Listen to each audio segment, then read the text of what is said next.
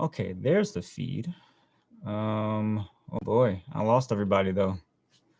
What's happening here? Go back. Man, all the technology is not working today, ain't it, huh?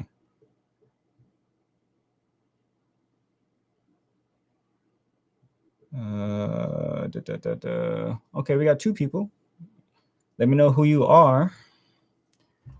And getting set up on IGTV or IG Live, however you want to call it. Okay. Yeah, that was a mess. That should not go live. Let me take this off. Guys, bear with me. I am still fresh to live streaming, but right now I'm streaming from the XT3 manual lens, no autofocus. Again, this is going to be a little rough, but I'm going to try to stay in the same focal plane as I'm showing the products and whatnot. But how's everybody doing? Good. You can see me. How's the audio? Going through my Zune H6, my boom mics here. You might hear some hissing or fan in the background. My ginormous G-Tech drive is right next to me. I moved everything here to the studio because I had some tutorials to shoot for a moment, but it looks good. It looks pretty good. I'm just going to hide this one. This was a fail. Make sure I save everything on this end. Good, we can hear, good. Let me go to private. All right, great. And I got people back here on Instagram. What's up? Excuse me. How's everybody doing? It's Monday. Already feels like the end of the week. That says a lot. Cool. Anton, good to see you guys. Well, welcome to this live stream. Real quick, this was originally supposed to go on. Wow, I'm like, which camera do I look at here? This was originally supposed to go on the Rig Culture site, YouTube channel, that is. But since it is a small channel, I know this is protocol for all channels, but it has to have 24 hours. And I thought I activated it yesterday, so we don't have that problem. But so the next live stream for this sort of gear breakdown, gear haul, however you want to call it, is going to be on the Rig Culture channel on YouTube.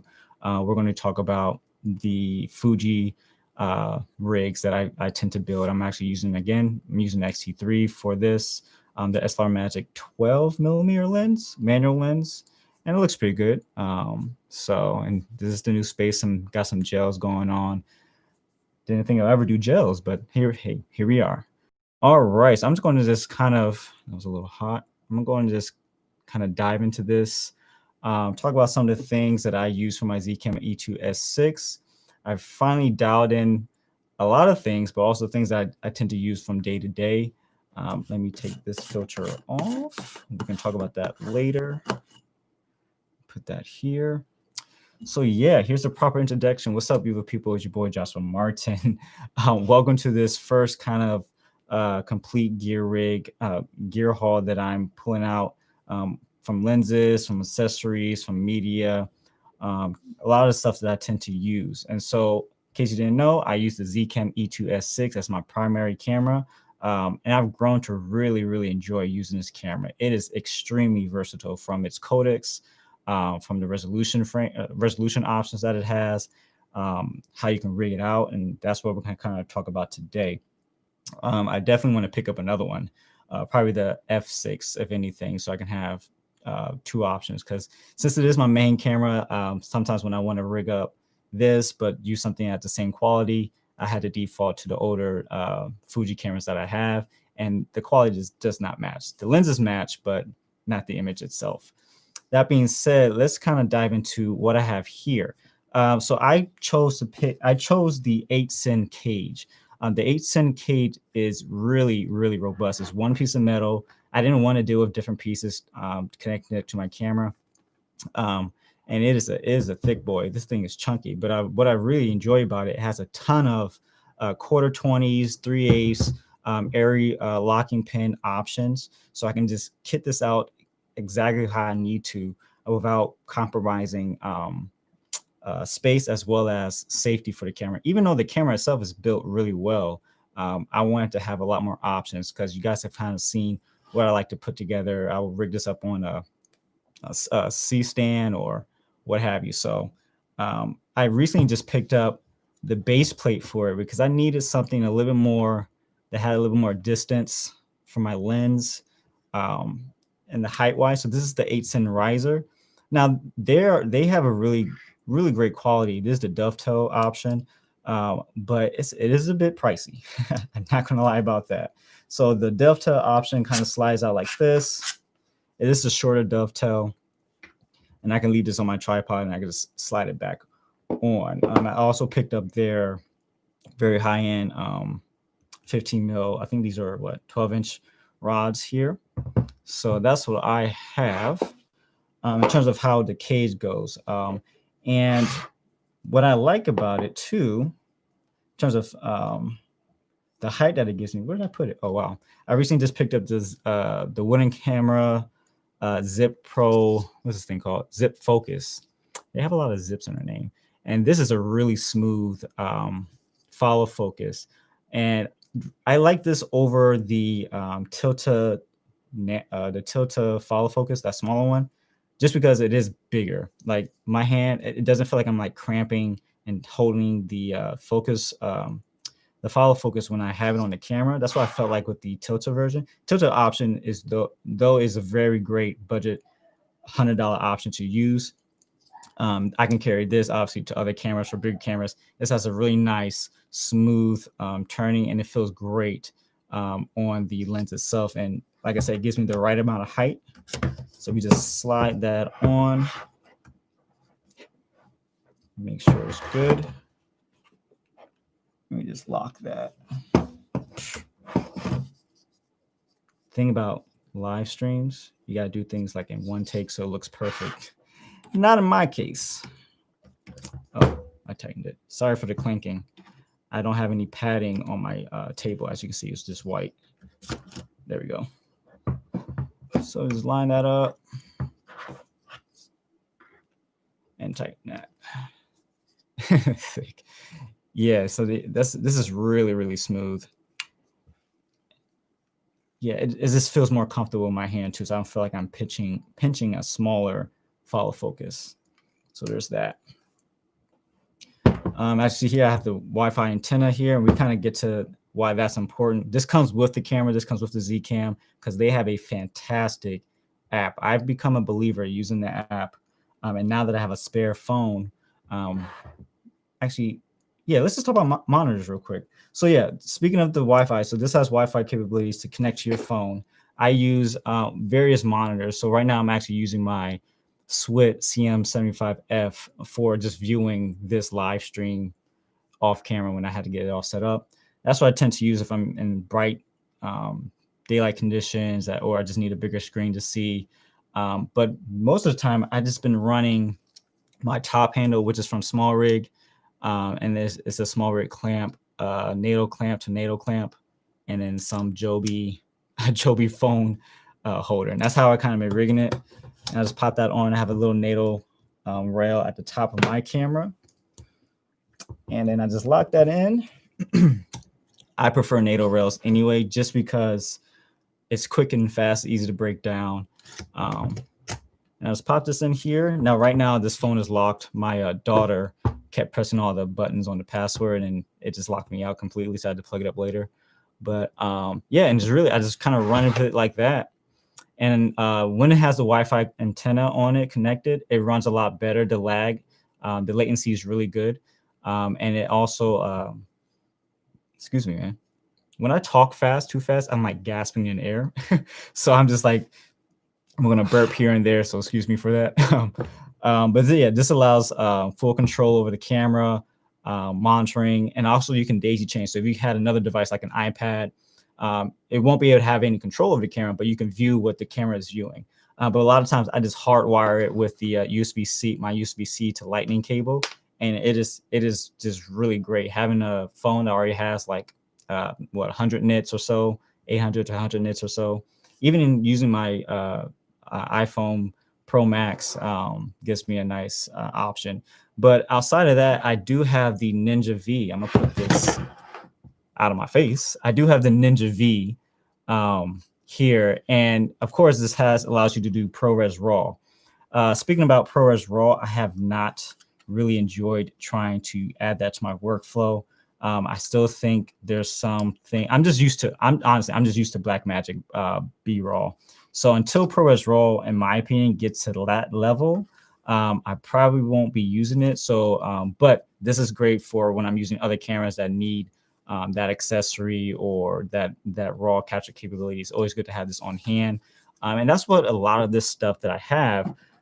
It's not that I use it all the time, but if there's a particular job, I want to be prepared for that particular job and not lose that client. So that's how we kind of just build things. That's why we're just building things over time. And of course, our partners help us with, getting gear to test stuff, and then we can use that on projects too. So I'm gonna pause right here. I feel like I've been talking for a good 10 minutes. So if you have any questions, I just want to just pause, drop questions in the live chat or here on Instagram, and I'll kind of go back and take a look. Let me look now. Nope, just hellos. Hello, everybody. Watching from South Africa. Man, we're in South Africa. I've been to Johannesburg and Lesotho a couple years back, almost 12 years ago. Wow, time flies. Here we go in the chat. I don't think, okay, I don't see any questions. Yo, it's good. Oh, cool. Yeah, y'all just having a good time in there. That's cool. So I'm gonna keep going. Battery options. What's great about this camera, the Zcam E2S6? Man, I'm gonna stop seeing. I'm gonna say the S6 from now on. It has options for using the MPF style batteries here. I picked up a bunch. I have smaller ones, lower capacities. I think, well, I can't remember them, but they're powering my Vaxis monitors right now. And from there, I have those two. I have an Anton Bauer battery as well, MPF battery, which is powering the SWIT. And these are the higher capacity MPF 970. And again, I'll actually have all this in the description once I copy them back into it, because the other live was not working. But I picked these up because it has a micro USB and a USB port, so you can power other accessories. So I have the Nucleus Nano, so I can power that off of this or power it through the camera, which has been great. This IO here. So I have two options to power, and I just don't want to have any limitations of what I need to power through different options. So this is one here, and I also use V-mount batteries currently with the Tilta V-mount attachment for the Zcam. So it just simply goes like this. It adds a little length. And this is the Titan battery from Anton Bauer. This is the early production. That's why you don't have the print. They sent this to me, which is awesome. I have two of them. This is the 90 watt, and then I have the 150. So there's that. Let me excuse me. Woo. What I like about this, and I mentioned this before, this has a D-tap out and a USB-C. And I don't need much from that, because what I like about the ergonomics of this camera, on my IO, I can really just run with a phone as my monitor and then just power it. If I need to do any other accessories, like we'll get to, like a wireless follows focus and all that stuff, I can do that. But it doesn't need to have a ton of wires. And talking about wiring, I have a cool treat that you guys have probably already seen. But yeah, and I meant to mention earlier on this cage, and sorry if I seem all over the place, I have a list of points to hit, but when I get talking, I just ramble. So if I get too much, let me know in the comments, y'all, or in the chat. I got this little attachment from 8CINE as well, and this allows me to place a shorter rail. So if I need to mount my wireless follow focus to the top versus here at the bottom, then I can. So versatility is all I kind of aim for when building my kit. So okay, I do see questions coming in now. Did you mention the follow focus? Yeah, so this follow focus is from Wooden Camera. It's the zip focus. Yeah, the zip focus. It goes for $400, but they had a holiday sale, and I picked it up then. Fantastic. I want to say the build quality is fantastic. It's plastic and metal, but the smoothness of this is it's nice. It's a nice little bit of tension in it. So you can have confident pulls. So that's what that follow focus is. Heard you don't use the battery with the Z-Cam. Heard you don't use that battery with the Z-Cam and other devices beyond power. Could you clarify? I don't know which battery you're referring to. Just clarify that for me real quick. Thanks, bro. What do you think of the Panasonic S5? We'll get to other cameras once I get through all this. It's not a whole lot of stuff, but we can just kind of chat and talk about other things as well. But you have another question here. What do you use to charge your MPF batteries? I've got a cheap charger. So to be honest, the charger that I have for all these MPF batteries, it's a charger that I got when I got the so it's the Atmos charger, and that's what I use to charge all of my batteries. I have two, so I have a little battery bank here. If you want to watch my like studio breakdown, I just did a video last week, so you can see what my charging station looks like. And it's this little 2 chargers, so I couldn't invest in like a 4 bank charger to get them all, but it's not that serious right now. Okay, quickly over here to Instagram. Yeah, bro. I guess actually I can send you one. Send me your address, Endure Films, Peter, and then we'll get you set up there, bro. Okay, so one question here, bruh. Okay, I've been getting all the MKBHD comments ever since I started YouTube, but even more now that I'm on Moment. So it's hilarious. It's getting pretty funny, but you know, it is what it is. How do you like the Tilta V mount? Okay, so I wish. Okay, the question is, how do I like this V mount attachment? It's a little okay. Like without pressing the release button, I can just go, oh, it's in there. Oh, because I put tape there to double it up. Anyway, before I can just kind of slip it out. I reinforced it with a little bit of tape to get a little more tension behind it. But most of the time, I use this when I want to keep it a little bit light, and I'm only going to be powering one accessory. Other than light in a sense where I do need some weight. If I want to keep it really light, I'll use my MPF battery. But it's okay. I think it fits a certain need. If they had a gold mount version and had gold mount batteries, I feel like that would be a little bit more secure. But the thing I'm just worried about is just it feels like a weak point once you have it attached to the camera here. Like that feels like a weak point. Just the way the design is very slim, and then you have something else. So if anything, keep a lighter battery on the end here rather than a heavier battery, because you might run into some problems. That's all I gotta say. Okay. I've been following you more for 2 years. Cool. All right. So yeah, let me keep rolling. So I want to stop. So let's talk about again, the theme is versatility with this camera. So I picked up, so what you see right now actually on here, this is the Micro Four Third mount. And you might be asking, like, a lot of people get confused when I say Micro Four Third for a Z-Cam. The Z-Cam is a Super 35 sensor, but certain lenses like the SLR Magic MicroPrimes, the 12, 17, 21, 35, and 50, all have an image circle that's large enough to cover it. So even though you have a Micro Four Third lens, if the image circle is large enough, it can cover a Super 35 sensor. Like I said, you had to double check that with the manufacturers, but SLR Magic made these lenses quite versatile. So you can use these on the S6 to keep a much more smaller body and still have high quality lens.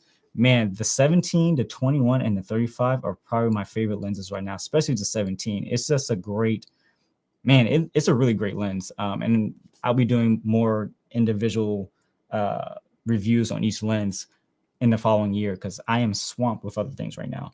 But that being said, yeah, this is the Micro Four Third attachment mount, that is, and it's a locking mount. I prefer this mount. I prefer anything locking because I don't want this to wiggle. And Micro Four Third mounts are notorious for a little bit of wiggle. The Blackmagic Pocket had it. That's why I bought the Speed Booster, the locking one, because I just want security, right? And it helps like with stronger motors and stuff. So I have this lens on here, but I also have and it comes with the EF version. So I have my my APO MicroPrimes from SLR Magic. These are very high quality. I use this on the dock, as well as the short film. Well, I use these in mix. Actually, I can mix these pretty well, but these retain. I like the highlight roll off on these lenses a little bit more than these, a little more contrast than these. Yeah, so EF, and then have PL, and the PL is for the anamorphic lens, the 1 through 3 anamorphics that I have currently. So yeah, these are fantastic. Now you don't want to change these out. Like, I don't change these out really as words. I don't change these out a lot unless I'm testing things. So I'm testing various lenses to see what they look like in between. But beforehand, if I'm picking a job, I'll determine what the lens set we're going to be using, Micro Four Thirds or anamorphic or EF. So that determines it, and then I just lock in, because I think over time these screws are going to probably just wear out. I mean, as anything would. They're quite small, and I don't want to strip the threading over time. But I love having an option to change out mounts. And dudes, these are so inexpensive. This is $100. Now I say $100 being inexpensive, but if you want to get a mount for like a Blackmagic Pocket, the only option that's a high quality mount, only option is metal bones, and that's you're spending $400 to $700 on that thing. These are $100 a piece, and you can have 3 options for lenses. And then now you just had to invest in lenses, because the sensor and the camera are great. They're, they can really put out a high quality. And now you just invest in the lenses. So yeah, I have that. Excuse me. Man, I'm missing a lot out here. Yeet. What's up, Hayden? Love seeing your rig breakdowns. Why Super 35 not full frame? Fantastic question. So to be honest, is this at the time Super 35 was in my budget. I needed to get another camera. I sold my Blackmagic Pocket, and to be honest, I was in the Micro Four Thirds realm anyway for about 3 years before I went to Super 35. And Super 35 it's still a great sensor. It's still a great look. Like, it's pretty much the standard for if you want to get the filmmaking anyway. And you just have to make that small conversion of what the lens focal length. So that being said, I am planning to get a full frame, the F6 version, because I will be doing more narrative doc-based films in 2021. I gotta get used to saying that. These years almost over. So that being said, I will be picking up another camera, but Super 35, like one feature that really nobody talks about is the open gate. Man, that's probably one of the main reasons why I wanted to get this camera. Open gate on this camera. Open gate basically just means you're shooting the entirety of the sensor. So 6,000 by 4,000 whatever pixels. It's a 3:2 ratio. If you watch my recent video of my breakdown, I'm showing one of the resolution options that I'm going to be using for my videos, and I shot that in 3:2. That aspect ratio looks like it has a full frame feel. The background, I mean, I say that because it looks that way to me, but it does tend to throw that background a little bit. It pushes it a little bit back, like how full frame gives that feeling. So that's just my opinion on it. But yeah, definitely picking up the F6 to compare with this. And now it could be, again, more versatile too, because I already have the mouse. I just need to get the body and have everything else. Oh, and the cage. Yeah. Cool. Okay, I'm gonna bounce over here to Instagram. What's that? I was about what? That's what I was wondering about. Okay, the weak point seems scary. Oh yeah. Have you tried? No, I haven't tried the Nitsy products. I did buy the small rig Z-back, and that Z-back will be here eventually. Like, guys, it's crazy. The holiday season, everybody's buying things, and the postal service is being just overwhelmed. I was waiting for a product that I bought a couple of weeks ago. Still hasn't gotten here yet. So I was frustrated, but I had to remember, like, not a lot of people are going to stores still. So be patient. I got to be patient. But yeah, I bought the Z-back. So my hope is to, and actually that's a good transition. My hope is to kind of extend this, have a little more options for a wireless system for transmitting, and have that in the back. I don't know if you guys can see that. So the Z-back kind of fits back here, and it'll cover most of these I/O ports. and I really needed a covering anyway. And what I recently picked up, you guys saw this earlier too. This is the Zcam the Zcam SDI adapter. Now this gives me SDI connection. So HDMI, so I bring out the HDMI. I need to get a short cable, and then it converts it to SDI out, which is great because I prefer SDI cables, a lot more security. And so what the idea would be, I would let's take this out. I would have this back here. Wow, I just cracked. And then the Z-back covering will cover it, and then I'll just put all of the cords and cables inside, and then I can have my SDI cable coming out, and I'll be ready to go with that. So that's the idea. That's the idea with that, and then I'll power it with DC out to a V-mount battery because it has DC out here. Cool. So. Okay, wow, this thing is getting fun now. That's the thing that sucks about like being on live stream. I want to be in the comments now. I want to be in the chat and see what you guys are talking about. What y'all talking about? I forgot you had mentioned when we talked about getting IG. Did you try the APO full frame versions yet? So these are okay. Yeah, let's talk about lenses for a little bit, and I'll just talk about the EF ones here. So this is the 25. This is what I purchased, and it's the 50. SLR Magic sent me this to test, and I got to actually do a video on it. But these are full frame lenses. This is one of the reasons why I picked these up. These are my first full frame glass, other than if you're in photography. But and these cover all the full frame cameras out there. So this is be a great option to pick. Now there is a difference. So a lot of people are getting confused with the name. So these are considered microprimes. These are SLR Magic APO microprimes. These are full frame lenses. Of course, you can use it on the Super 35, but you won't see the full, the full coverage. It's still covering more of the image than in these two, if that makes sense. These are microprimes. These come in Sony E mount, Fuji X mount, Micro Four Thirds, and I think that's it. These are the microprimes APOs are the only lenses that come in EF mount currently. So that's the difference with that.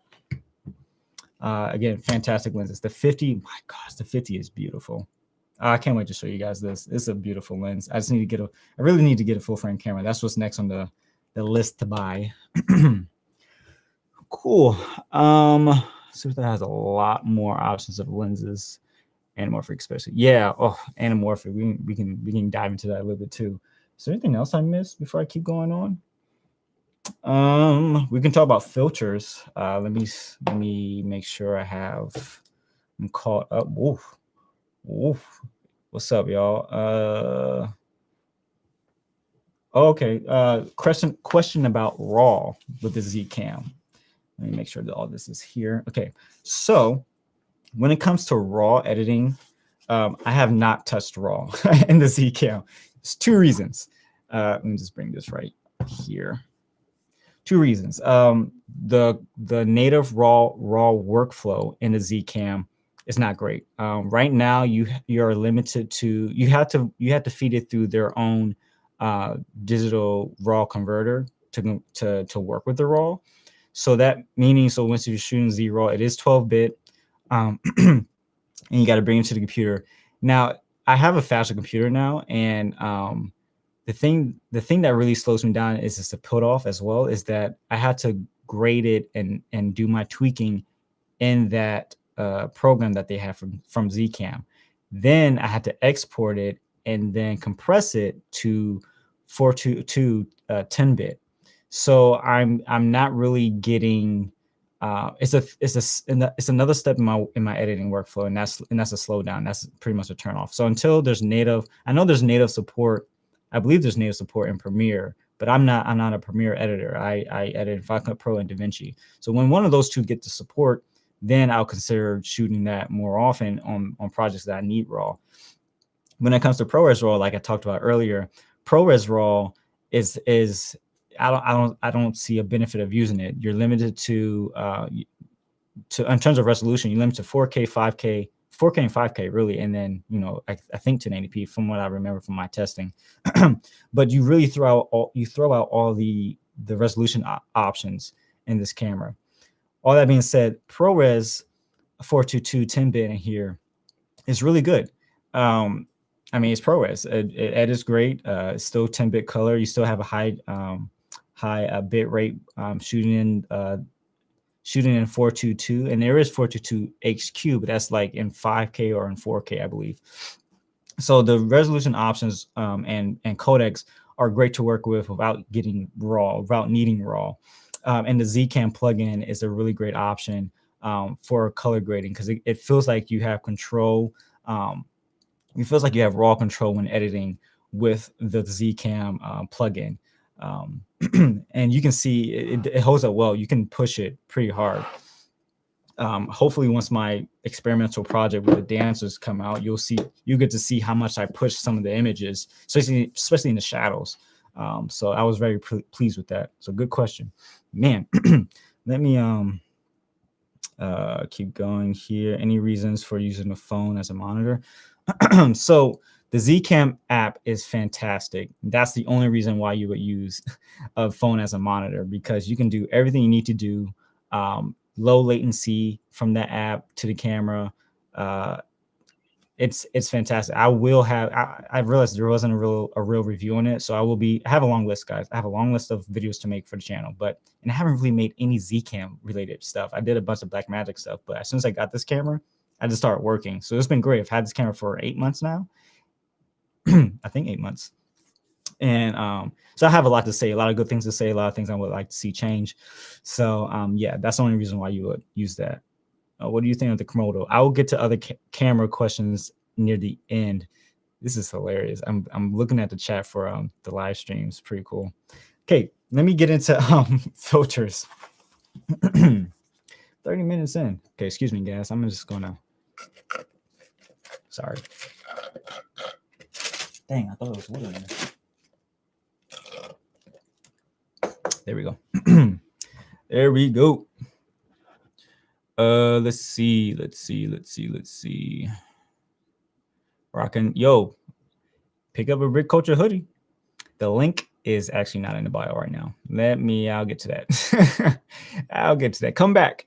Come back.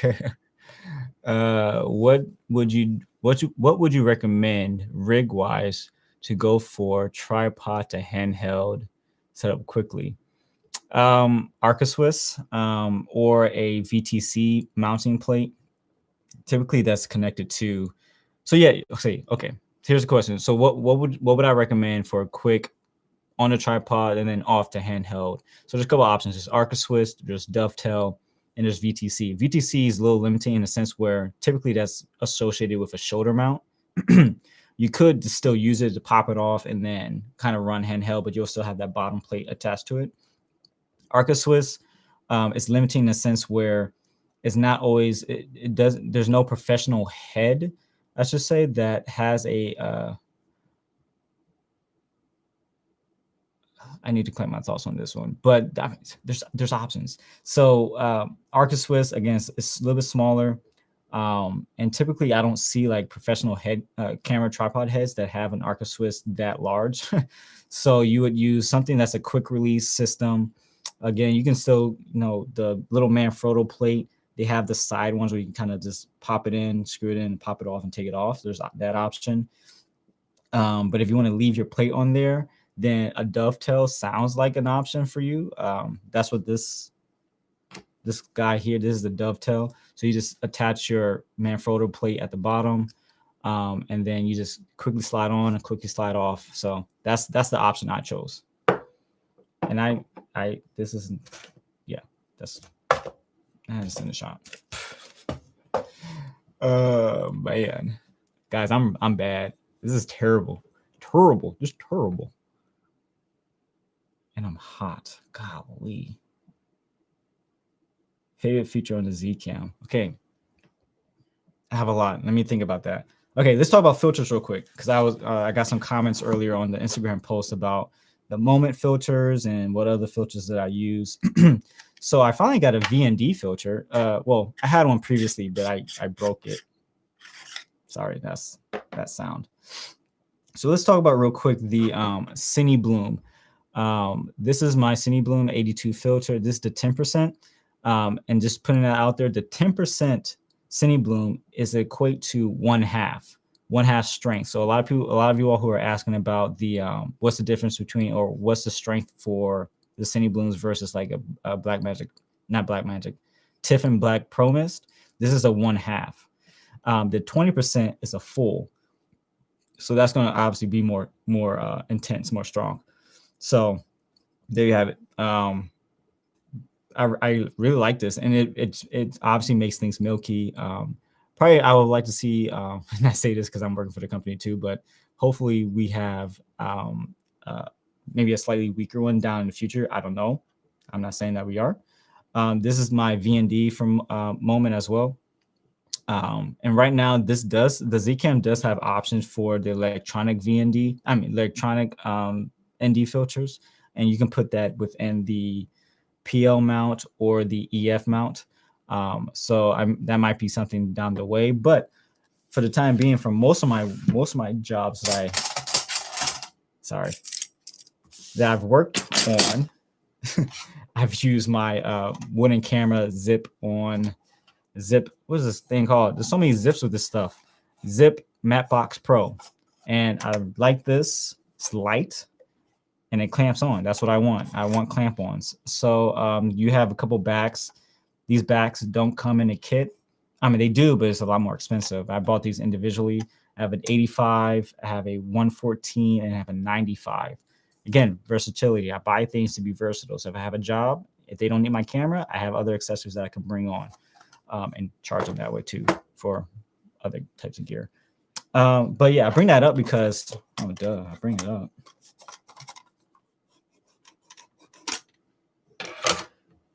Because other filters I use, this is the Nitsi, Nicey, right? It's the worst ASMR you guys will ever heard. This is the 4-stop. Yeah, 4-stop IR cut ND. There's that guy. So I'm going to be obviously investing in more 4x4 filters. And I got to get a drop-in matte box eventually, because this matte box is great for just quick on the go. I'll set it up, drop in my ND filters or the Dream Effects filter here. This is my Dream Effects filter. Another diffusion filter. So investing in these things, it's great to see companies like us, Moment, bringing out filters a little more affordable, because the industry standards like Tiffin and not Seckler. What's the other? Snyder. I think it's called Snyder. And stuff like that. So hopefully we get to see more options down the road. So yeah, that's my matte box. Okay. I'm gonna take a quick break and then not take a break. I'm gonna answer some more questions because things are kind of filling up over here. So, okay, Connor asks, do you ever wish to have a more low-key camera when shooting casually in public? I have a pretty large camera rig with my Blackmagic Pocket 4K, and people always interrupt me asking questions about what I'm doing. Yeah, I mean, yeah, because for a moment I actually I still try to vlog with this camera. It's absurd. I know, it's hilarious, but let me take this off.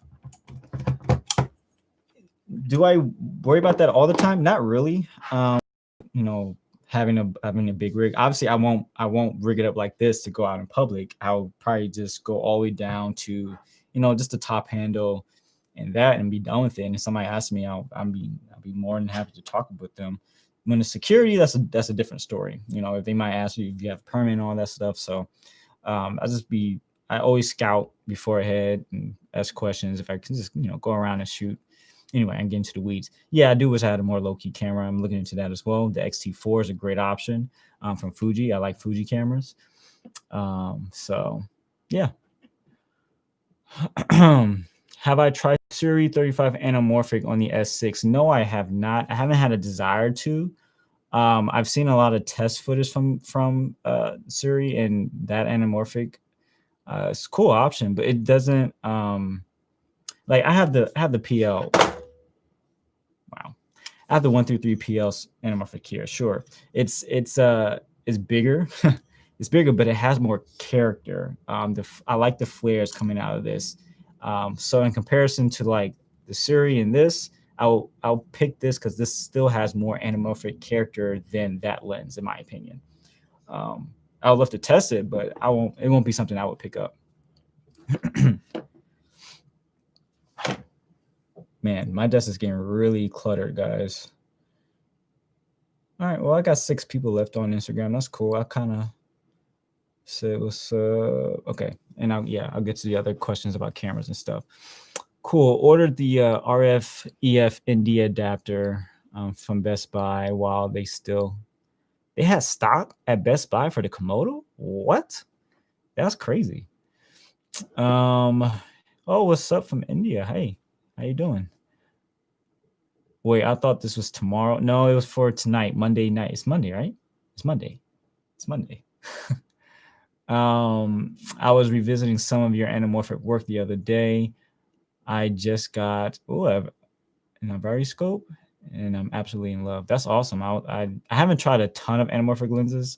It's still on my bucket list. SLR Magic has been SLR Magic, and I used a Atlas Orion a couple of times. So I want to get my hands on more anamorphic lenses. But I love the idea of anamorphic. It's just so beautiful. I bought the full frame MicroPrime 50, and I'm wondering if the MicroPrime you just had will match. If you check out my homie David Lee, he has the 50 as well, HyperPrime, and then I think he just got his 85 MicroPrime, and he has a 50 MicroPrime, I believe. David, if you're on this live, let me know if you do, and Driven Films can hit you up because he's done some tests on there. He might actually have it on his YouTube channel too. Easy rig setup. So I haven't gotten. So I have used the Easy Rig with this camera. I used it for the dock. That's kind of hard to. Okay, so follow me if you please. This is Daniel's question. What's my Easy Rig setup? Where do I place the monitor, and how do I balance? So what's fantastic about this camera? Again, it's a cube, and that means you can easily balance. So the center of gravity obviously is going to be in the middle, and you can bounce it out from your matte box lens and then whatever you have in the back, and then your top handle. So that way you can kind of really gauge of where the weight is swaying. So from there, I typically take one of my Magic arms, and then I go off to the side. I don't go from the direct. I don't have the monitor sit here. I have it sit here because typically you don't shoot like this with an Easy Rig at most times. Well, I don't, and I've learned not to do that. It's normally off to the side, so you can kind of stabilize it with your hand as well as your follow focus that you're holding, and then and your monitor that way. So it's kind of just off to the side and kind of floating a little bit. So that's what I typically do. And then the balancing, again, you just have to kind of figure out your balancing whatever camera you use. It was weird with the Blackmagic Pocket because it was wide. It always felt like it was going to tilt to the right because the right handle was on that side. Even though I didn't have much weight there, it just always felt like it was going to just rock this way. So this way I can have it more rock up and down. I can control that. So my hand will be on the back, and then my hand on the follow focus wheel, and then so on and so forth. So good question. We can talk about the Ronin S too. What computer are you using to edit? So I updated my computer. Before I had the 2017 maxed out iMac. Now I have the 2020 iMac spec'd out with 96 gigs of RAM, and it's powerful. It's pretty powerful. This is probably the best option aside from getting the Pro model. So this was pretty close to a lot of the spec Geekbenches and all that stuff. But I'm currently editing in Final Cut Pro. I'll be switching to DaVinci Resolve 17 once it's out of beta. I have 16, but I'm waiting till beta gets finished with the beta. Okay, so and I will be switching computers again once we see these newer M1 chips in the Pro line, because man, the 13-inch is insane. for what it can do for that size. So I'm excited to see what the IMAX look like. I'm excited to see what the Macro Pro looks like, the 16-inch Macro Pro. I've been really thinking about the A7S III to pair with the S6. All of my glass converted to EF modern vintage, nice modded vintage, and I think it'll be a fun combo to have. Yeah, that might be interesting to see. Rent it. If anything, rent it out to test it out. And this is a shameless plug, but again, I have 15% discount for lens rental. Head over to rigculture.com and you can pick up your discount if you want to. I always recommend renting. Like renting, aside from like the discount code, renting has always been something I've believed in, because a lot of times if I didn't have the money, obviously I wanted to test out a camera, so I just went out and rented it, and that just gave me a lot more knowledge. So I won't be sitting down moping over if I can't buy this camera or not having a job. I rented it out, tested it, got my knowledge, and got a better idea of how I want to make my decision. Anyway, you guys know that already. But yeah, check out that discount. Okay, I'm gonna move this.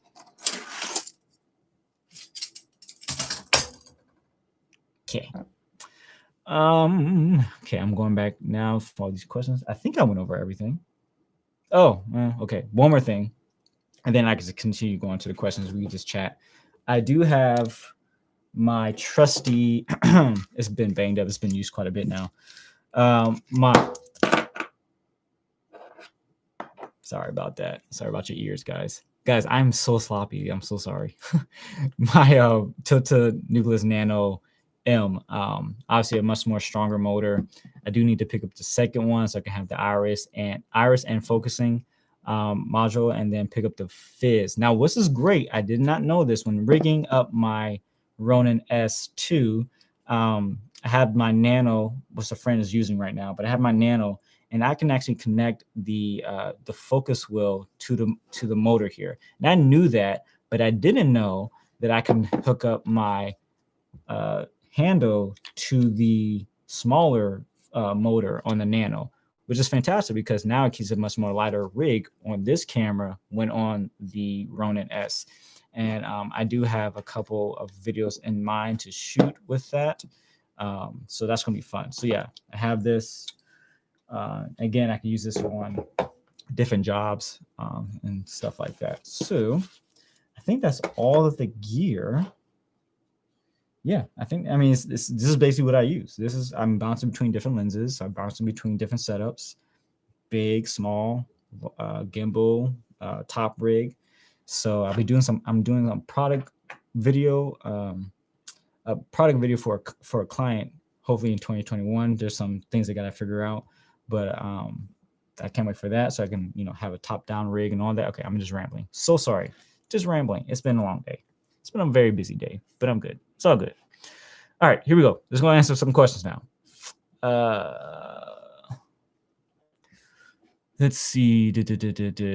Okay, wait, I saw a question. Do I ever use V-mount? Yes, I use V-mount quite often. From day-to-day stuff, though, I use the MPF batteries to keep it light. I have various sizes, from various sizes in terms of watts. So I can have like the larger ones or the smaller ones.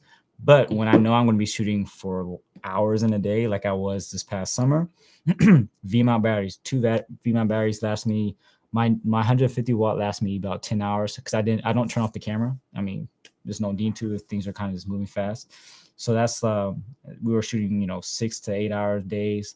It'll last me the whole day. The 90 watt gets me about 6 hours, I think. I had to double check. It's nice because it has like, once you plug it in full power, it gives you like a reading and a time limit of how long. And of course, that time's going to go down if you have like other accessories. So I'll plug in my monitor here and then power that, and it'll tell you how much time you have left. But roughly, like the bigger battery, I get about 10 hours on it. So that's a plus. Good question. Yeah, I use whatever solution I need, and I have it. So that's taking a good while to get there, but I'm glad I'm here for that. Ooh, I almost clicked this off. Wow, okay, we're approaching almost an hour.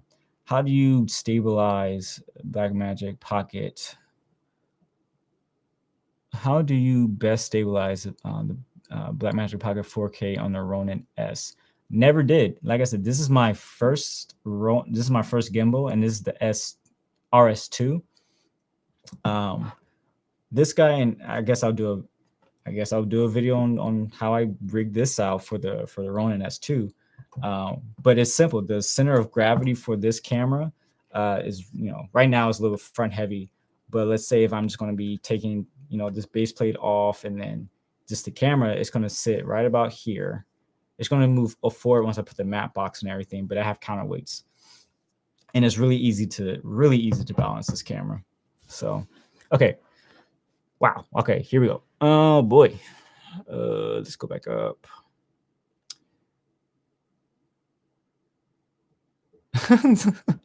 The stream thumbnail looks like I'm using chopsticks. I don't even know what the stream thumbnail looks like right now. You should host a subscribers rig showcase. Yes, that is what's going to be happening. But right now, the whole live stream stuff is kind of janky. So once I get under control, I'll be asking people to come on to the stream, and we're going to talk about the rig, stuff like that. That is what's coming, because I'm changing a lot of things of how I make content. My time is very limited now, but I really want to continue making this sort of content, and showcasing you all and just having a good time and building this community. So that's going to be coming quite soon, and the live streams are going to happen every other week. That's what I can manage right now. So this is just the first one, and this one's going to be, again, these live streams will be on the Rig Culture channel, not this channel. But yeah, I'm glad you suggested that, because that's what's going to be coming. Is that the Joshua Martin VND edition? I'm not there yet, bro. Okay, super pumped that you're with Moment. That's going to be a lot of fun. Excited to see their filter lineup grow. Yeah, it's been very fun. It's been really awesome seeing the back end of things too, and just learning all that they're doing, all that we want to do. So I'm excited to one day I'm gonna be giving all announcements like, hey, yo, this was happening. But yeah, just head to the channel, Just Martin, that's super dope. You're working with a young homie and at CINE Pack. He's a for sure. I don't know. CINE Pack, I don't know. I might be missing something. I think I'm missing something. McCoy. Let's see. Jerry love the idea. I mean, yeah, I think I missed something, but that's okay. I'm gonna keep going. You guys having a conversation there. I highly suggest the Bright Tangerine Misfit Kick 2 matte box. I suggested them for years, dropped a couple times, and still saw this day. I hear you. Yeah, I've seen that too. The Lady Productions has suggested that to me as well. So definitely want to check that out. Right now, I'm good with this matte box. I'll drop a few. You got to drop a few $100s to get a quality one. I mean, Tilta has a few, but I'm moving slowly away from Tilta for a bit. I might just see what Wooden Camera has and stuff, and what Wooden Camera has. Anyway, okay, audio recommendations. Is it safe to record audio internally on the Zcam? So I did some tests a while back to determine if I will use internal audio when I'm doing dock stuff. And my verdict is it's not great. The preamps or the noise floor and the audio recording settings are really high. There's a lot of just static there. And it's a shame, because that's one of the downsides of using this camera as a dock style camera. The preamps aren't great. So my hope is, well, my alternative is continue to attach my Zoom H6 to the Zcam. And that just gets a little clunky, but if I'm just on a tripod, that's fine. But if I need good scratch, if that's the thing, good scratch audio, I will plug this up. I do have the Limo to XLR adapter. Yeah, it's like, again, it's not fantastic, but you can also do some treatment to it. So my last video I shot with my shotgun mic into the camera. So that's what you're hearing. I can spend a little more time with it, but it's just not as clean as the preamps in the H6. So yeah, it's unfortunate to say. Hopefully, like, if they have a new, E3, the third generation of Zcam, maybe it's a slightly bigger camera, better preamp, so it can be that dock style camera that it'd be great to have. But this camera is perfect for a lot of different things, especially narrative work, because this is pretty much like a single operator. If you're going to be just you and maybe a grip and a camera assistant, that's what this camera is kind of made for. Big productions, not so much, because it's solely just the individual using this camera. But I think there's a workaway, and I need to rig it up how to do that. But I might have an option to make that like make that utilizing a two person operator setup. Man, I have so many ideas, guys, but this time is everything. Time is everything. Daniel says, I love my S6. I am running the EF mount as my A cam and a regular E2. It's by far my favorite ecosystem. Yeah, I want to stay. I thought about other cameras, but I'm going to stay in the Z cam ecosystem. I've grown to love this camera, and I see the potential, and it's not just potential, it's been delivering. So the quality, the features, the community, you guys that are in the Zcam community have been really great to see and watch and listen to. It gets crazy, but you guys have a lot of insight, and it's been fun learning from you all. Y'all having something going on. I gotta go back and read what y'all talking about. I don't know what y'all saying. So okay, it's almost 10 o'clock. It's wrapping up on the Instagram. I'm gonna stay a little bit longer. Wow. Man, I miss all this. I think is there still a time limit on Instagram for about an hour? I think. Anyway, if I don't get to you guys' questions, hop on the live. I'm gonna stay on a little bit longer, or just drop questions in the recent posts that I have, and I'll get to them. So I'll let this go until it ends, and I'm gonna finish answering questions here. Okay, no, I'm not gonna be mean. I'm gonna finish to answer questions right here. Wolfmania, what's up in Chicago? Man, you're not that far from me. Chicago's about 2 hours. I hope you're staying safe out there, man. Okay, so your question is, I'm a Fuji shooter, and I rigged up my Fuji X-T3. Maybe you can help me figure out, since I've purchased my X-T3, I've been having doubts about whether it can do or sustain during the professional productions. It all depends what you're doing. But yeah, hit me up. I'm using the X-T3 right now, and I have it rigged up for my studio setting, because I kind of had to use this camera when I record my review, unless I get my other Zcam. But when I record my full review of this camera, I had to use the X-T3. So yeah. Oh, okay. So someone asked me about what my thoughts on the Komodo. It's a red, and it's fantastic, and I want my hands on it so I can see what the image looks like. But I don't like the fact that nobody's comparing that camera with this camera, because they are very, very close spec wise. In terms of dynamic range, obviously the red's going to have its leg up, because it's gonna have much more leeway, especially with that red codec. But I'm going to rent it, and I'm going to test it and show you all what I think. Obviously, it'll be new for me to use that red. I've used the Scarlet before on a project, but I was just a camera assistant. So definitely want to get my hands on that. Okay, let's get back to here. Man, I can tell my eyes are tired. What's your audio setup? I have yet to try using internal audio.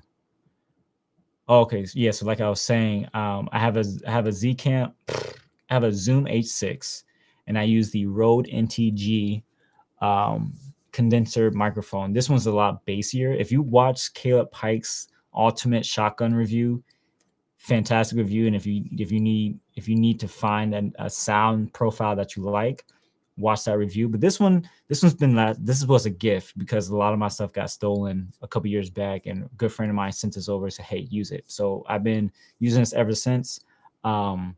It's a fantastic mic. I use this for everything, docs, YouTube stuff. I do want to pick up another mic, so I can have that second option. But that's what I'm using in terms of audio. I would show you it, but they're both rigged up right now. Okay, man. Okay, I'm slowly getting through here. A lot of Blackmagic pockets. Okay, a lot of Blackmagic users switching to the Zcam. Okay, that's what you guys are talking about. All my lenses are SLR Magic Prime, good quality, and gimbal bouncing is very easily. Yep, that's what they're made for, especially the MicroPrimes. They're like short and compact. I feel you on the Black Magic rocking to the right. I've been thinking about a Mini Mac M1 for my sub. Pretty impressive but powerful. The prices. Yeah. Apple did a doozy with those, and I'm glad they decided to move to their own silicon chips. Lenses derailed our collab, and now that we've done, we gotta make it. Oh, okay, you guys are still talking about it. Okay, can you use the nano motor on? Can you use the nano motor and 2x M motors if you have both kits? I don't know. Because if you're asking for like if you're using two different motors for the iris and focusing, I don't know if there's an option to switch between the two on the focus wheel. You'll probably have to use the fizz because that's what it's made for. It's made for all three of those: focus, iris, and zoom, right? So that's probably not the case. You could probably just use one motor on that. I think you meant the wheel because you said motors twice because you won't. I don't know. That's interesting. That'll be an interesting thing to try to test out. You can do a different way. I powered the tilter motor from the motor. Yeah, so that doesn't work for me. Well, that doesn't work, I think, in general. So if you have a lens that has a much longer throw, these have a longer throw and a tighter, what's the word? Oh, what's the word? I can't remember the word for, I'll just say drag, right? If it's a little bit more tension here, this won't be enough power. So when you're calibrating it, I've had this happen to this lens. It will stop before anything. If I'm powering the battery, if I'm powering this to this with just the cord off of this battery, there's not enough power. So I go from V mount. It's not enough voltage coming out. Man, if anything, I just want to say, guys, thanks for kind of sticking around. This has gone, completely off the rails. Hopefully, I got through everything I needed to. I think I did. So if you hop off, that's cool. You always watch this again. I'll update the description so that all the links that are in there, if you see something that you want to pick up, by all means, it does help the channel, especially when trying to get this off the ground because we want to get things going. But yeah. Yeah, smaller V mounts are good too. Okay, how do you figure out what to charge for projects? I do a lot of music videos, and I'm always trying to determine my rates on a case by case basis, depending on how strenuous time and consuming. Message me. That's a whole nother discussion. Understanding your value as a DP or however you want to call you, filmmaker or cinematographer. That's a great question. That's probably another discussion we should have. That's what I want to bring to this platform is more discussions like that. Me and my business partner and I have some things that we want to talk through and kind of work through. Wow, that jumped down. But yeah, Connor, hit me up. We can chat in the DMs with that. Yeah, it's Joshua, not Justin. Count me on rig sharing. Yeah. So I'll just make this now. If you guys are still on here, if you want to be on the live stream with sharing up your rig, DM me and we can start figuring out scheduling for the year coming up. So let's do that. Same here, rig sharing. Yep, do that. Yeah, 2021. Let's do this, go. Shaw. Stream is clean. What are you using for the stream? Again, I'm using not mine. It's my wife's XT3 with the SLR Magic 12 millimeter lens at f4. So of course you won't get that blurry background, but it's in focus for the most part because there's no autofocus on this. If anything, it would be cool to use that Raven Eye if it worked on other cameras, but it only works on the gimbal, I believe. Did you talk about using internal audio? Yeah, I did. If you missed it, because I don't want to say it a third time, just DM me and then we can chat about it there. Yeah, no, yeah, I don't know who CinePack is. I've been using Z. Yep. For scratch audio. Yep. How much longer am I going for? What time is it? Probably another 20 minutes or so. Can you use that Micro Four Third? Can you use MFT with? Yes. Okay, yeah. Can you use MFT lenses with the S6? Yeah. So okay, I'm gonna go back a little bit, or watch the beginning of this. But basically, what you have to kind of look out for. So SLR Magic has done something pretty cool, and it's not the first time, but they've done something pretty cool to offer a little more versatility in their lenses, in the Micro Four Third lenses. These lenses, the 12, 17, 21, 35, and 50, all have an image circle large enough to cover the Super 35 sensor, especially in open gate. So even though it has a Micro Four Third mount, the image circle has the coverage for the sensor.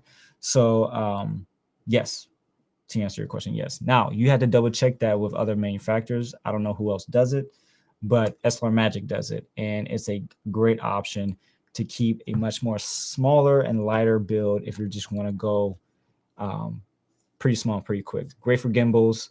I've been testing with different lenses with these with the gimbal with different lenses, and fantastic quality, especially the 17, 21, and 35. And the 50, man, all of them are really good. And again, you'll see that in the coming weeks as I make reviews, because I've been using all of them for the past year. So, yeah. Autofocus, do you need it? Depends on the job.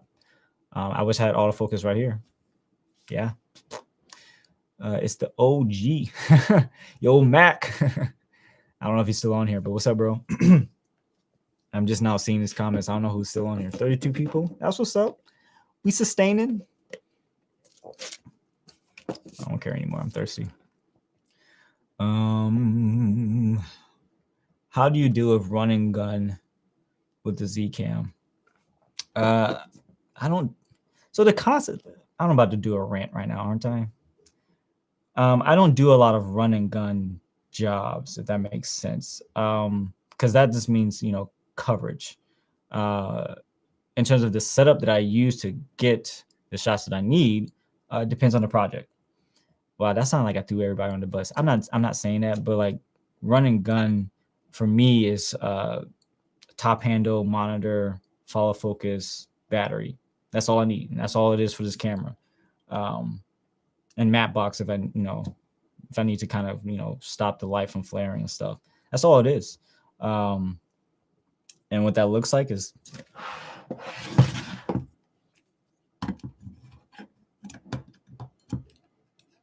if I can get this on.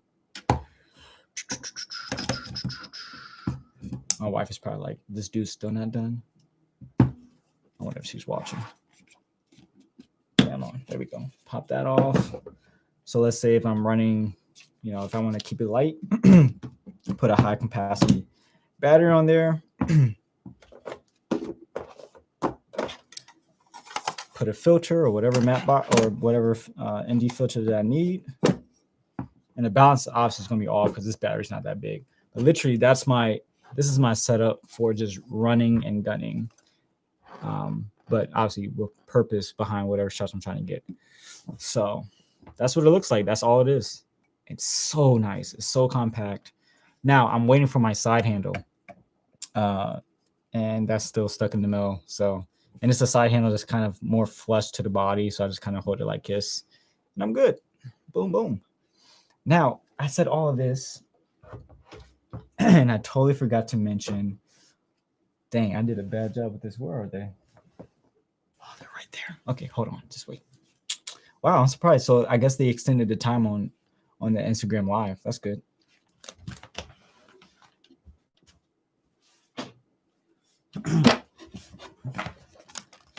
Okay, we're getting through this.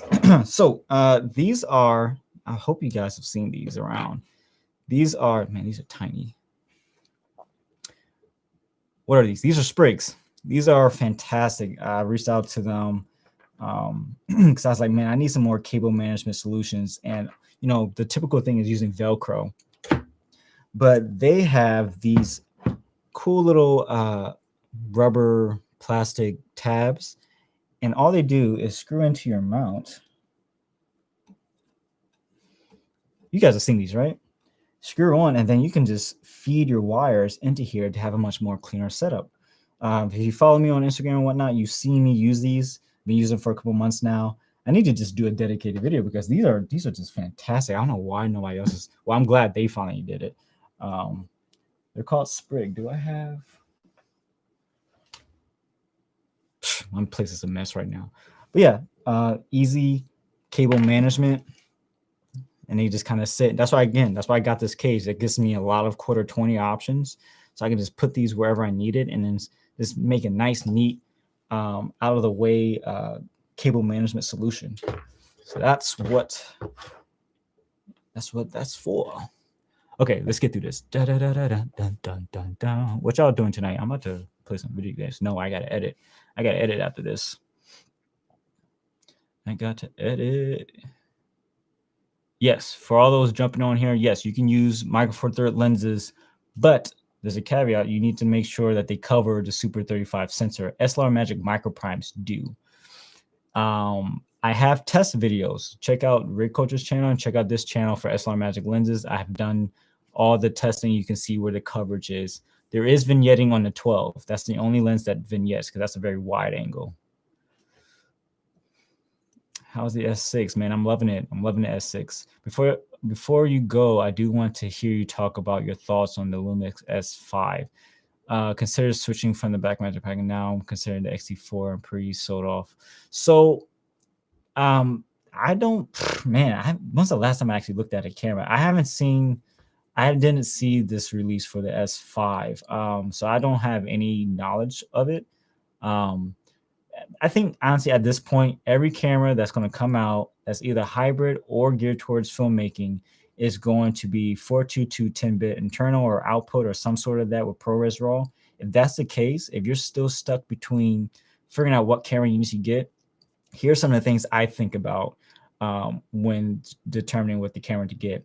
One, what is the how well does it grade? Does it hold up? What's the log profile like? So I'll get my hands on some sample footage to try to play around with. Two, am I willing to change the ecosystem that I'm currently in? What lenses do I have? Is it the same ecosystem? Do I need to sell these lenses or do I need to buy new lenses for this camera body? Can I adapt it? So I'll definitely ask those things. And I guess, and then it just really just comes down to like, do you want to be part of this brand? Do you want to be part of this community? Because that's what it really has become now. All these cameras have very, very little difference between quality. Some have a particular look. I feel like the Blackmagic Pocket has a particular look. But some look a little bit more digital, but you just really had to determine those are the things I kind of determine. I'm sure there's other factors there. But when I was looking at the Zcam, of course, price is another thing too. So those are probably the things I would probably look at if you're going to be deciding to switch from it. Like I said, I don't know much about the S5. I know about Panasonic. I was excited the GH5 and GH4 and stuff. But yeah, a lot of cameras do a lot of the same things today. So it depends on the lens system you want to invest in. How's the color profile? Is that the look you want to go for?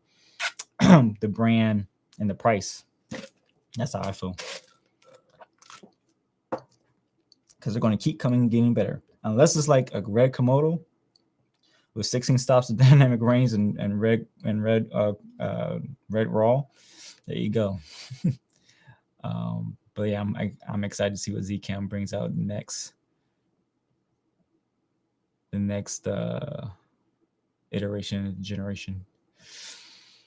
Now you can power the motor from the Ronin. Oh, cool. Cool.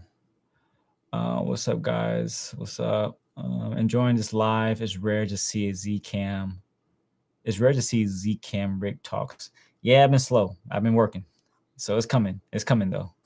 But Driven Films and Hayden, they got some rig builds from the Zcam. They both got the S6. They rocking it too. So I definitely want to talk about more of the like the production camera operator perspective and stuff like that, and doc stuff. This is going strong. 33 people. That's what's up. I appreciate y'all hanging around. Yeah, man. I'm trying to look out for everybody. I'm still small. We all in this together. Cool sprig. Yeah, man. You got to get them sprigs. They're selling out fast, but hopefully we're gonna probably team up and do some pretty fun. Great piece of little gear to have, man. You can tell I'm slowing down. Golly. Those are dope. Waiting for the 3D printing community to make similar and more affordable clips. I don't think they're like too expensive. You get a pack of what, 8 or 12? I gotta look again. Yeah, the 8 SIN rails are pretty dope. It's funny. I bought directly from, they're from Poland, I think. They're a Poland company, so I bought directly from them because Adorama or B&H has them in stock, but they're not available yet, so they're not in stock though. So I went just directly from them. It took a minute, but I'm very happy to get that. Started watching. Can you talk about what lenses you recommend for the f6? Sure, I can talk about that. So right now, the full frame lenses that I currently own, I own the 25, and this is the 50. I'm always gonna talk about SLR Magic. I think they're underrated in terms of, well, a lot of people see SLR Magic from early on when they had their very quick, fast apertures. Their lenses, that is, they had 0.95 series, the MicroPrime series, which is really cool. They have a particular dreamy look, but everybody kind of put them in that box. So they came out with they took their HyperPrime full frame lenses and made a more compact CINE line that these caps, man. I hate caps. No matter who you are, I hate caps. CINE line that performs really well in a lot of different conditions. So I highly recommend looking at these. These go for about $1,100 right now on Adorama or Bean or wherever. I will have links again. But this, the difference though, I do have to say this, there is a slight green tint with the 25. I don't remember their reasoning why, but I don't remember what Andrew said or why that is. But the rest of the lenses, the 35, 50, and 85 all match really well. It's just the 25 is the odd one, but it's a simple color correction, white balance correction. The 25 looks fantastic on full frame. I like that wider field of view. So I highly recommend looking at these lenses. Beautiful wide open, retain a lot of detail wide open as well. So there you have it. Excuse me. Oh, I need to get back on the. Okay. It wasn't a lot of people. What pushed you to make the jump from Blackmagic to Zcam? Okay, cool. Good question. I'll answer that. What made the jump? A couple of things. One, I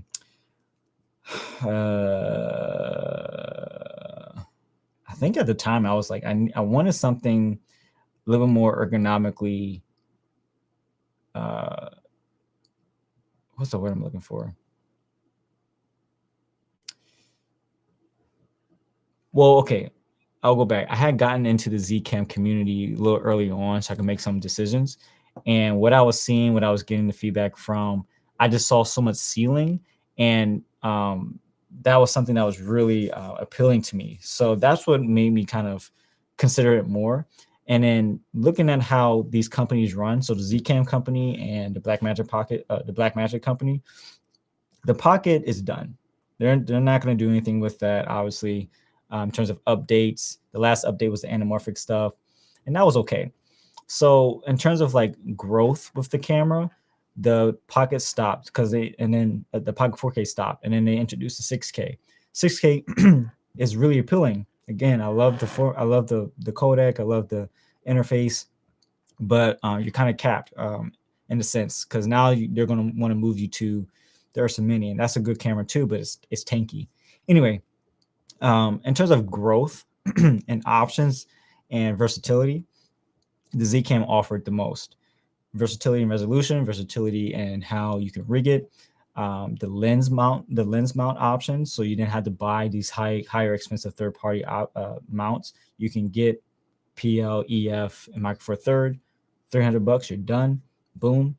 And then now you can invest in lenses. So it was a camera where I can have a solid foundation because 6K, not a lot of people are watching things in 6K. So in terms of editing, shoot at highest resolution, get the quality that you need, be done with it, gray skin tone, this, that, and the other. So it made sense in the long run. I can build on this camera. I couldn't really build on the Pocket. So that's pretty much where my head was when I made that jump to the 6K. Night, bro. So yeah.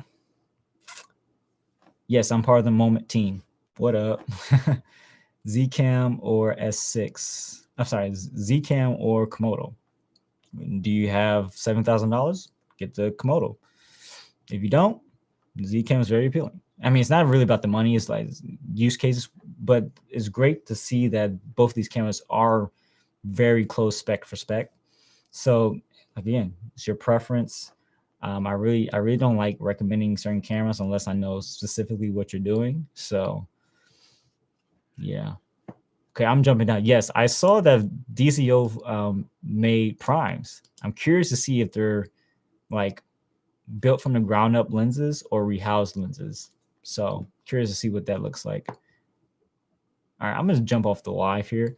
Good night, Instagram. I don't think anybody else is on here, but I'll talk to you guys later, or just hop on the stream. I'm gonna go for a little bit longer because I gotta get through these questions. All right, night. Bye. Not bye, y'all. I'm gonna finish this up. Okay, share to IGTV Live. Sorry, give me a second. I wish you can change. Oh, come on. Yeah, why not? Let's just use that. Oh, okay, I'll do that later. Whew. The air is on, and I'm wearing this hoodie. Bad days, bad days. All right. Yes, SLR Magic is 100% underrated, and it's time to get the word out there. Straight up, y'all, I'm a Mikey hater, or however you want to call that company. I think it's called Mikey. I'm a hater. Anyway, I'm gonna just throw that out there. Okay, y'all, man, I appreciate y'all hanging in here. This was what's up. Hopefully we get more lives going. I agree, those rails are elegant as fuck. Do I miss B-roll? Yeah, some days I do. Why? Because in certain situations, it was just really nice to see that beautiful highlight roll off. But with this, once you understand how to, expose, and you get your right filtration that you have on it and the right lens, you can get some really great imagery out of here. So definitely excited to share the project so you can actually see all that I'm talking about, because I'm just talking without showing projects right now, but it's coming. Just editing away. I love how the 50 APO MicroPrime is EF and PL. Yeah, you can change out the mount. The only, I guess, downside for most people is it's much bigger. I like the girth of that lens though. It's a really nice lens. It's built really well. Yeah, I like the versatility. What's up, Michael? These lenses are so sharp he could cut his thumb on them. Well, not a lot of people say SLR Magic lenses are sharp. They're not sharp compared to like the holy grail everybody uses, this 18 to 35 from Sigma. It's a nice lens. It's sharp too. But these lenses aren't as sharp as that lens. I'm thinking about picking up the MicroPrimes for my A7S III. Bro, the MicroPrimes for the E-mount on full frame looks so good. So good. Definitely pick it up, or at least rent it. I think you can rent them. Check on lens rental. Yes, Mikey is a new Rokinon City, and I don't even like Rokinon lenses. Like, just stop with the bandwagoning. Golly. Man. Sorry. Do you guys follow In-Depth CINE? I think he's fairly new for the last 2 years, I think. Fantastic channel talking about cinematography, and just breaking down concepts, cinema language, lens choices. And I highly recommend watching that stuff, because like Yeah, sure. I've been with SLR Magic for a while, but they give a particular look that I like for my aesthetic. And that's why you choose lenses. You don't always choose the sharpest. And look, I'm preaching to the choir here. You guys already know this, right? Those who will use vintage lenses, I consider SLR Magic the vintage modern lens, and I like that look. Yeah, the image is boring. Yeah. And again, Mikey has, I'm not hating on Mikey. They doing their thing. People like that clinical, clean look. They don't want you know, weird textures or weird distortion. Roger Deakins doesn't like that. That's why our signature primes are very pristine, very crisp, very clean across the board. Um, so there's a place for everything. I'm not dogging on it. It's just like, it's just when it came out, everybody was just like, "Oh, these lenses are fantastic." I'm like, compared to what? So, um, excuse me. But yeah, it's just it depends what you want. It's the look. I like this in between because like my eyes aren't perfect. I wear glasses, right? And I'm not trying to have a perfect look. When I take off my eyes, I see distortion. I see how the bokeh in the background look to me. So like I'm trying to replicate that. I see the softness and yet the milkiness from my eyes. Like I'm trying to replicate what I see. That's the communication we're trying to give as filmmakers, right? And so yeah, I can get into all of that. For sure, docs of want to do docs with the S6, but not having to buy. Yeah, I was disappointed. I'm low key disappointed with the F6. I think it's fantastic. Everything I want is in there, but the fact that the audio XLR ports are only in the handle, and once you take it off, that's all. You don't have any other audio options. That did it for me. Like I don't like using their handle. I never liked using their handle. I took off the handle on the FS7, on the FS5, but now I'm limited to just using that. But the image is fantastic. It's a great image. Okay, getting through this. Night. I'm kind of late, but he's gone. What's the crop factor when shooting in 4K and all frame rates? Also, talk about 6K downsampling to 4K. Thanks ahead of time.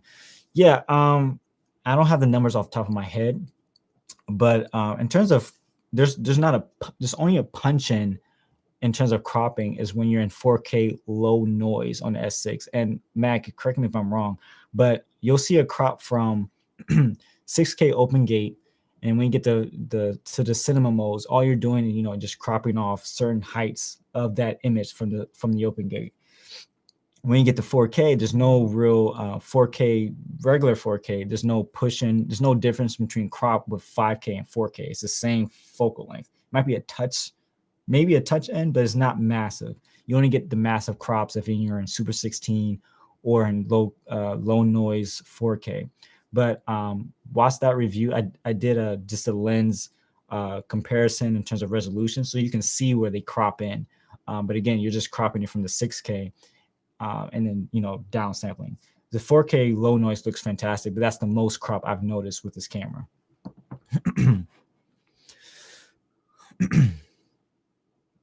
Yeah, like most, yeah, it has its issues. Oh, I thought you left. You're answering questions here. I am too. Wow. I too am surprised there aren't more Zcam coin comparisons. Red ripped a small black box aesthetic. Yeah, yeah. Well, there are some comparisons, but they're comparing it like with the full frame version of this camera, which I get, but I don't know. I think there should be more. I feel like this S6 is more comparable to the Komodo than the full frame options or the Backmagic Pocket 6K, in my opinion. That says a lot because yeah, you have 12-bit versus I think the Komodo 16-bit. So anyway, I don't want to go down a rabbit hole and be like get caught at like you don't know what you're talking about because I haven't used that camera, so I gotta use it to believe it. You don't like the Mikeys? Nah, I think I don't like the hype around it. I wouldn't use the Mikeys though. I would most likely use a Sigma if I needed a cleaner, sharper image. I'll use Sigmas. I have used Sigmas before.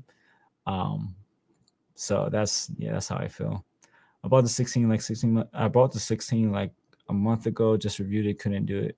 Decent build, but nothing exciting. Boring image, agree. I agree. They look better outside the inside.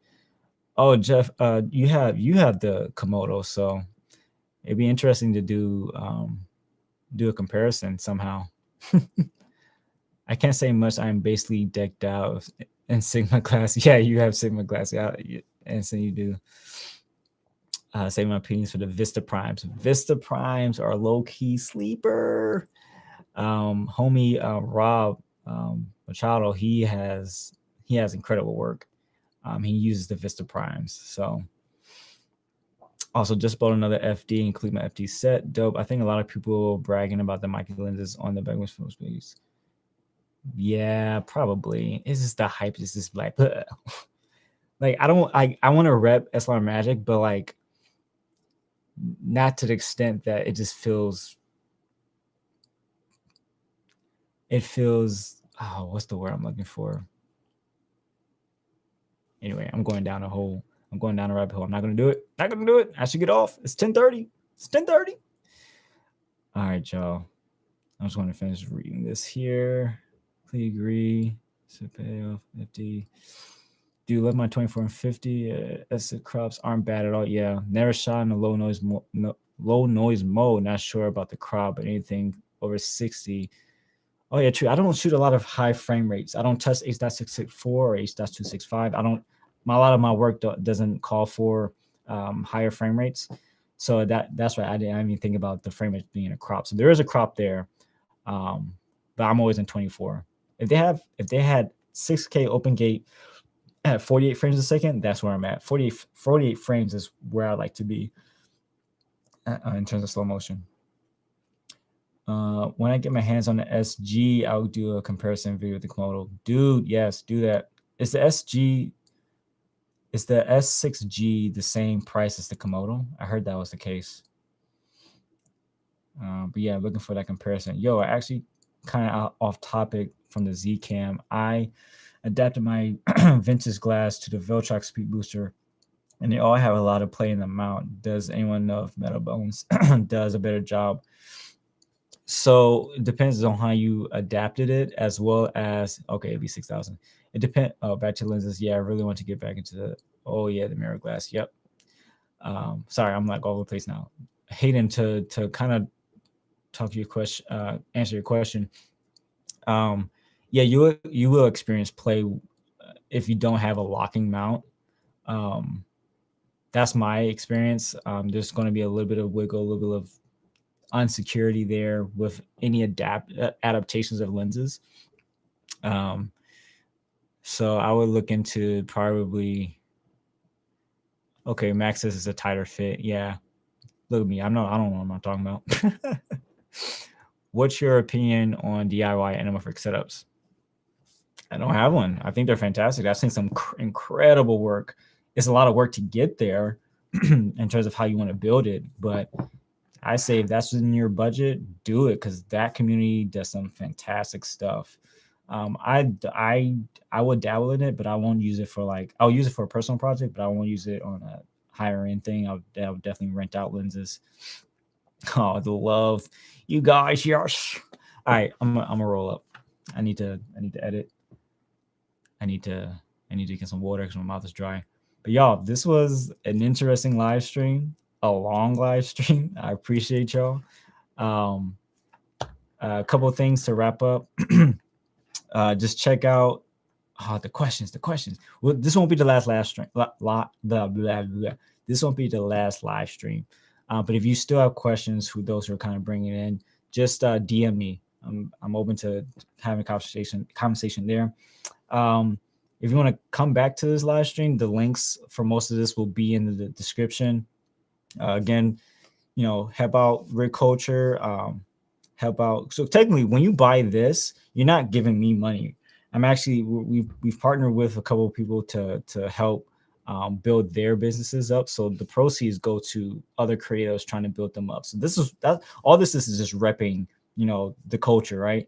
And you're helping other businesses in the process. So shout out to my boy Brian. He's the one who makes these. Definitely something to that he'll appreciate. That's all I gotta say. And there's some other colors coming out. We have a green, and we got some other stuff coming out too. So yes, the X the 3XL is going to be coming, bro. We've heard your request, so we're going to put that in. We just got to get that from the supplier. So big old live stream PC. Yeah, this was fun, y'all. Oh man, this was great.